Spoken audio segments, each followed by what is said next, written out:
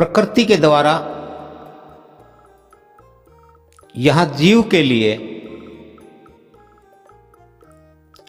कर्म और कर्म का फल नियत किया गया है, तय है। ये जो सृष्टि है और सृष्टि में जो भी जीव हैं, जितने भी जीव हैं, सब के सब जीव मनुष्य जन्म में, क्योंकि मनुष्य रूपी जीव को ही कर्म करने का अधिकार है, केवल मनुष्य कर्म करता है, बाकी कोई अन्य जीव कर्म नहीं करता। बाकी सारे जीव मनुष्य जन्म में किए गए कर्म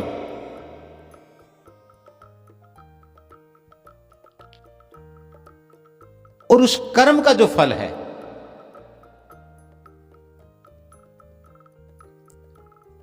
वो फल मनुष्य रहते हुए तथा मनुष्य के बाद में अन्य शरीरों में, अन्य योनियों में रहते हुए भोगना पड़ता है। हम देखते हैं पूरे संसार में जितने प्रकार के जीव हैं, उन सब की दशा, उन सब की प्रवृत्ति, उनकी वृत्ति, उनके गुण, उनके दोष अलग अलग है। एक समान एक साथ रहने वाले जीवों की भी वृत्ति प्रवृत्ति, उनके गुण और दोष भिन्न है। ऐसा क्यों है? जबकि एक साथ रहते हुए, एक जैसा खाते हुए, एक जैसा पीते हुए, एक जैसे वातावरण में रहते हुए, तो एकता होनी चाहिए।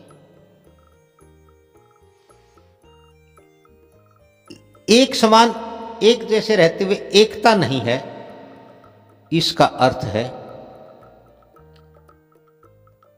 उनका भोग, उनका फल भिन्न है। और भोगों का जीव की वृत्ति,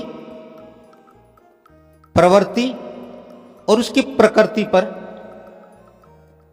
पूरा पूरा असर डालता है, उसका पूरा पूरा प्रभाव होता है। इसीलिए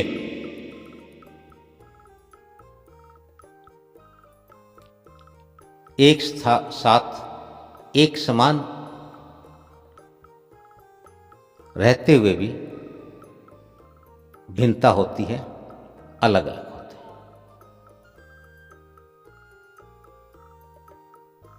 मनुष्य कर्म करता है, एक साथ एक समान रहने वाले मनुष्य एक ही वातावरण में एक ही प्रकार का भोजन करने वाले मनुष्यों की भी वर्ती प्रवृत्ति प्रकृति भिन्न होती है। असल में जो जीवों में जो भिन्नता दिखाई देती है, उसकी शुरुआत, उसकी जड़ यहां से आरंभ होती है, यहीं से शुरू होती है। मनुष्य शारीरिक अंगों से कर्म करता है। मनुष्य के जो बाह्य अंग दिखाई देते हैं, आंखें हैं, नाक है, कान है, मुंह है, हाथ है, पांव है, और अन्य उसके जो शारीरिक लक्षण है,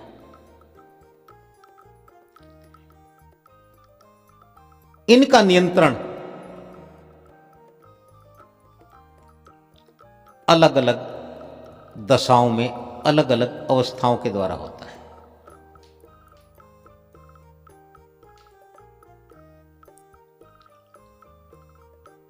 जिसे जीव कहते हैं,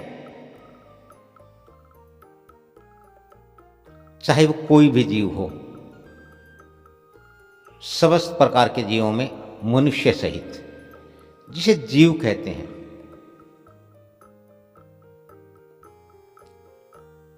जो धड़कता है, जो श्वास लेता है, जो चलता है, फिरता है, उठता है, बैठता है, खाता है, पीता है, सोता है, जागता है, हंसता है, रोता है, वो असल में जीव है। और वो जीव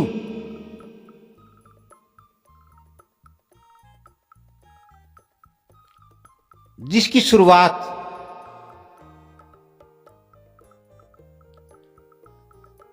जिसका संचालन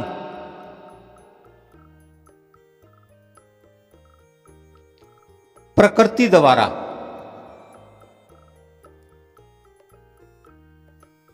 एक शक्ति के रूप में,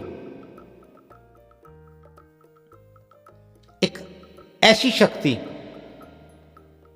अदृश्य शक्ति के द्वारा किया जाता है।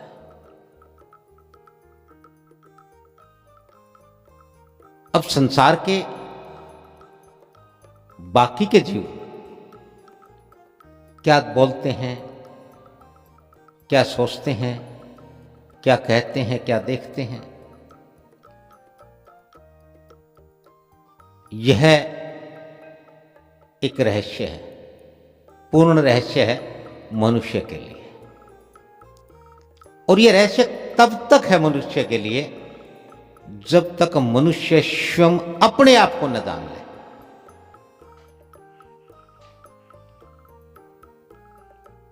वह जो शक्ति है,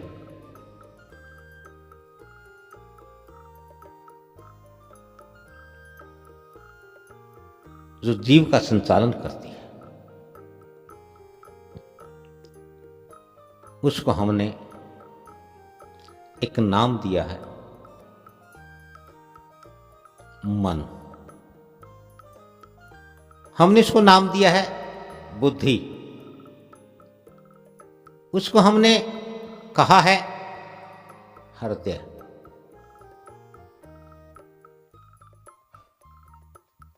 आत्मा, मन, बुद्धि, हृदय और आत्मा, ये उस शक्ति के नाम है।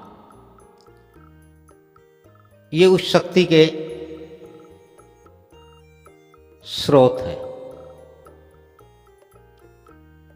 अवस्थाएं हैं, दशाएं हैं।